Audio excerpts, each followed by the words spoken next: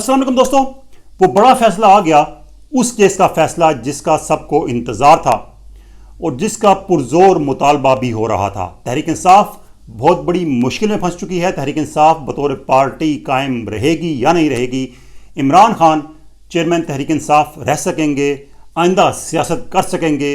तमाम तर सवाल पैदा हो चुके हैं इस फैसले के बाद। आपको आज के फैसले की रोशनी में मुकम्मल तफसीलात देंगे। मैं सरफराज राजा। अगर आप हमारे साथ नए हैं तो आपने 3 काम कर लेने हैं। हमारा चैनल सब्सक्राइब कर लेना है, बेल आइकन दबाना है ताकि हमारी वीडियोस की अपडेट्स आप तक फौरन पहुंच सकें, और हमारे फेसबुक पेज को भी आपने जरूर लाइक कर लेना है।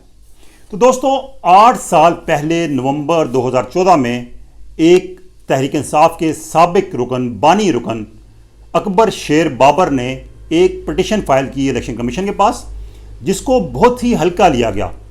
मुझे याद है उसको जो मीडिया को कवर कर रहा था उन्होंने इसको एक रूटीन की खबर के तौर पे लिया, और बहुत सी जो पिटिशंस दरखास्तें इलेक्शन कमीशन के पास आती रहती हैं उसके तनाजुर में इसको लिया।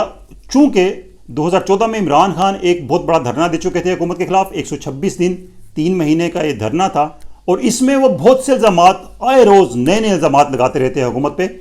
तो समझाया गया कि शायद इसी के जवाब में कोई हुकूमत की तरफ से एक कोशिश है कि एक साबिक रुकन को तहरीक इंसाफ के इस्तेमाल करके तहरीक इंसाफ को मिलाइन करने की कोशिश की जा रही है। बहरहाल ये केस फाइल हुआ, इस पर कार्रवाई शुरू हुई, कार्रवाई चलती रही। उसमें बहुत से पसोपेश आए।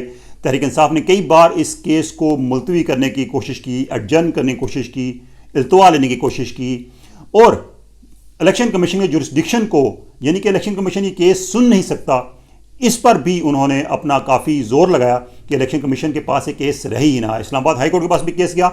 बहरहाल चलते चलते केस की हेयरिंग मुकम्मल हुई। इस पर एक स्क्रूटनी कमेटी बनी जिसने तमाम जो तफसीलात थी, जो मवाद था, तमाम की स्क्रूटनी की, और उसके बाद अपनी रिपोर्ट पेश की गई। और इसी रिपोर्ट के तनाजुर में इस बात का अंदाज़ा हो गया था कि फैसला क्या आने जा रहा है। अब दोस्तों, एक केस, इसके देखा जाए तो 3 नाम है।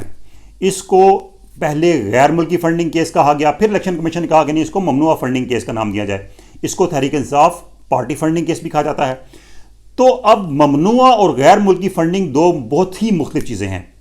गैर मुल्की फंडिंग अगर कोई पार्टी लेती है तो पाकिस्तान के आइन और कानून के मुताबिक ममनू है, और ऐसा करने वाली पार्टी को कलअदम करार दिया जा सकता है। यानी कि ऐसी पार्टी कलअदम हो जाएगी, उसके तमाम के तमाम जो मेंबर्स हैं पार्लियामेंट के, सेनेट के हों, कौमी असम्बली की हों, सूबाई असम्बली के हों, वो उनकी रुकनीत ख़त्म हो जाएगी। वो अपने आप को एज ए आज़ाद रुकन कंटिन्यू करना चाहें तो वो डिक्लेयर कर सकते हैं, लेकिन अगर वो पार्टी की एफिलिएशन बरकरार रखना चाहते हैं तो उनकी रुकनीत ख़त्म हो जाएगी। पार्टी के तमाम तर अकाउंट्स जब्त हो जाएंगे। तो ये है नतीजा।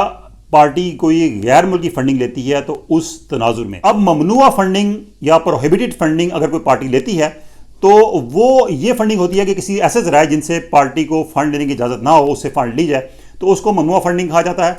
उस सूरत में इलेक्शन कमीशन जितनी भी ममनुआ फंडिंग होती है उसको जब्त कर लेता है। अब ये जो फैसला इलेक्शन कमीशन का आया है, इसमें इलेक्शन कमीशन ने कहा है कि ममनुआ फंडिंग साबित हो गई। तहरीक इंसाफ ने ममनुआ फंडिंग ली, और इसमें बहुत से गैर मुल्की अशखास, गैर मुल्की इदारों और गैर मुल्की कंपनियों का जिक्र भी है जिनसे तहरीक इंसाफ ने फंडिंग ली। तो यानी तहरीक इंसाफ के खिलाफ गैर मुल्की फंडिंग साबित हो रही है, जिसको ममनुआ फंडिंग का नाम दिया जा रहा है। इसमें एक और अहम चीज़ वो ये है कि इमरान खान जो कि पार्टी के सरबराह थे, उनकी तरफ से जो सालाना डिक्लेरेशन जमा कराए जाते हैं इलेक्शन कमीशन के पास, जिसमें पार्टी के अकाउंट्स की तफसीलात होती हैं, असासों और अखराजात की तफसीलात होती हैं, वो पार्टी हेड की दस्तखतों के साथ जमा होते हैं, और उसके साथ एक बयान हल्फी होता है कि जितने भी ये तफसीलात दी गई हैं ये दुरुस्त हैं। तो अब इसमें जो चीज़ सबसे ख़तरनाक चीज़ सामने आई है वो ये है कि इलेक्शन कमीशन ने डिक्लेयर किया है कि इमरान खान ने गलत बयानी की, उन्होंने असासे छुपाए, उन्होंने अकाउंट्स छुपाए। अब ये तमाम तर मामला वफाकी हुकूमत के पास चला जाएगा। वफाकी हुकूमत समझती है कि इस पर गैर मुल्की फंडिंग का चार्ज लगता है, तो पार्टी को डिज़ोल्व करने के लिए सुप्रीम कोर्ट में एक रेफरेंस देगी। सुप्रीम कोर्ट इस रेफरेंस को सुनेगा, तमाम तर जो फरीक़ैन हैं उनका मौक़िफ़ सुन के अपना फ़ैसला देगा, और अगर इस फैसले को अपहोल्ड किया जाता है तो तहरीक इंसाफ को कलअदम करार दिया जाएगा। लेकिन जो सबसे ख़तरनाक चीज़ है, जैसा कि हमने आपको बताया, वो ये है कि एक चार्ज जो इमरान खान के खिलाफ साबित हुआ है वो ये है कि उन्होंने मिस डिक्लेरेशन ऑफ एसेट्स किया है, यानी कि उन्होंने अपने असासों की तफसीलात छुपाई हैं, तमाम तरह असासे नहीं बताए। अब ये वही केस है जिसमें नवाज शरीफ को नाअहल करार दिया गया था। नवाज शरीफ के खिलाफ ये केस था कि उन्होंने अपने बेटे के, वो कंपनी के चेयरमैन थे, और उन्होंने उनकी जो ड्यू तनख्वाह थी जो उनके बेटे ने उनको देनी थी वो उन्होंने ली नहीं, और वो अपने एसेट्स में जाहिर नहीं की। यानी कि जो तनख्वाह उन्होंने ली नहीं वो अपने एसेट्स में जाहिर नहीं की, लेकिन चूंकि वो ले सकते थे, वो उनका एक एसेट था, वो छुपाया, इसलिए उनको नाअहल करार दिया गया। तो अब ये जो चार्ज इमरान खान के खिलाफ लग रहा है ये उससे बढ़ के है कि इमरान खान ने एसेट्स छुपाए, इमरान खान ने डिक्लेरेशन गलत दिया, इमरान खान ने गलत बयानी की।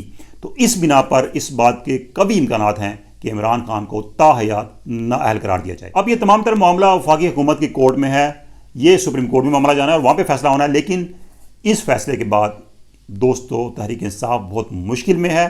अगर पार्टी बचती है तो इमरान खान की जो सरबराही है वो बचने के इम्कानात बहुत ही कम है। अब देखते हैं कि इस केस में आगे क्या होता है।